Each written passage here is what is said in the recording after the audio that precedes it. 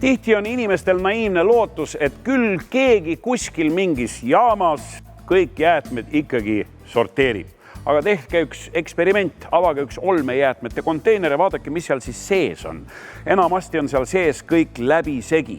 Seal on toidujäätmed, seal on mähkmed, seal on paber ja nii edasi, pakendid.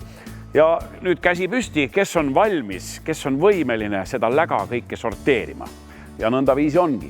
Määrdunud näiteks pakendeid enam kasutada ei saa, need tuleb ära põletada, sest et nende pesemine, puhastamine võtaks nii palju vett ja energiat, et see lihtsalt ei tasu ära.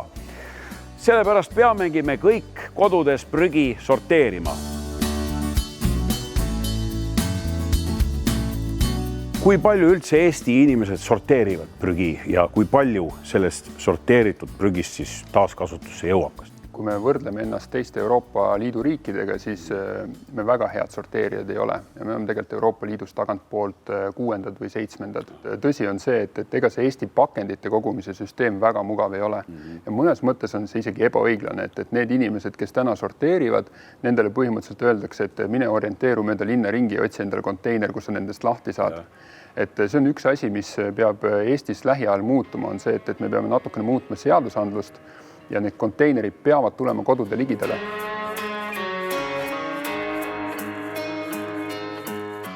72% jäätmetest Eestis suunatakse täna ladestamisele või põletamisele. Ja selle 72% jäätmete seas on veel vähemalt 40% sellist materjali, mida annaks suunata uuesti ringlusesse. Kas või näitena siis kõige parem papp ja kartong ja paber. Niimoodi tegib olukord, kus me põletame paberi ja kartongi ära, et homme selleks, et toota uut paberit, lähme metsa raiuma. Ma arvan, et kõige lihtsam, millest alustada, on see, et me sorteerime välja vana paberi, siis biojäätmed ja loomulikult pudelid me viime nagunii taaraautomaatidesse. Et me ei viska seda olmejäätmete kilekotti, pudelid, purgid, mis võetakse vastu, millel on see märge. Just. Me võtame näiteks need piimapakendid, jogurtitopsid, siis piisab, kui panna sinna natukene vett sisse ja läbi loputada, et see ei tähenda seda, et me peame kuuma veega täiesti klaariks nühkima. Just. Aga see, miks me peame seda natukene tegema, on see sellel teekonnal, kui ta jõuab ümbertöötlemisse, samamoodi sinna tekib elu sisse ja ümbertöötlejad neid väga räpaseid materjale ei tahe. Ja need praagitakse välja ja sellepärast me peame natukene kodus pesema. Kuidas on lugu biojäätmetega? Et kas ma võin selle panna kilekotti või? Parim, mida sa teha saad, on see, et kui sa lähed biojäätmetega õue ja sa oled need toas kogunud kilekotti, siis kalla need biojäätmed sinna biokonteinerisse ja kilekott pane olmesse. Niimoodi, jah. Et see põhjus, miks need kilekotid väga head seal sees ei ole, et isegi kui neid biojäätmeid pärast tööstuslikult sõelutakse, on oht, et sinna jäävad mikroplastid sisse, mis satuvad siis hiljem ökosüsteemi. Kui sina viskad vana paberi konteinerisse, siis sinna tavaliselt läheb kõik ühtemoodi kokku. Nii kartong, printeripaber kui raamatud, ajakirjad ja nii edasi. Aga siin sorteerimisjaamas käib kibe töö selle lindi taga, et võimalikud erinevad paberimaterjalid teineteisest veelgi täpsemalt eraldada, et nad veelgi paremini suunata siis ringlusse erinevate uute materjalide tootmiseks.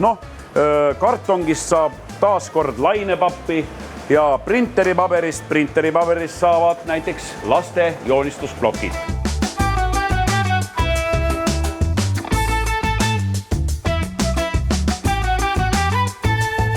Üldiselt ongi nii, et igale materjalile me saame anda 5-7 korda uut elu.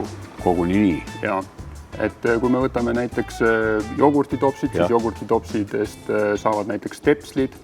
Kui me võtame näiteks need mahlapakid, tetrapakid, siis sealt võetakse välja see tugeva kiuline paber. Seda kasutatakse küproplaatide ümber.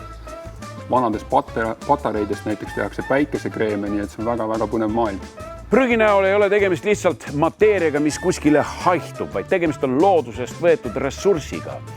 Ja nüüd on meie otsustada, kas me paneme kõik prügi ühte kokku ja see läheb põletamisele või suuname suurema osa sellest mateeriast taas ringlusse. Meil kõigil on ökoloogiline jalajälg ja on meie otsustada, kui palju me tekitame prügi ja kui palju me sellest prügist taas ringlusse suuname. Täna me raiskame rohkem, kui juurde tuleb.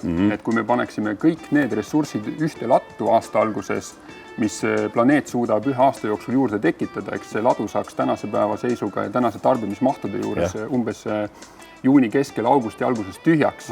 Nii et selline ülejäänud 4 kuud aastas me ikkagi võtame tuleviku generatsioonide arvelt. Nii et inimesed kodudes, mõelge selle peale, kui te seisate seal üleval valge laua ääres ja habemega taat küsib teie käest, mida te olete elus teinud, mis teie nimi on ja vaatab järgi. Ahaa, siin ma näen, ei ole sorteerijaga tegemist alla katlasse ümbertöötlemisele.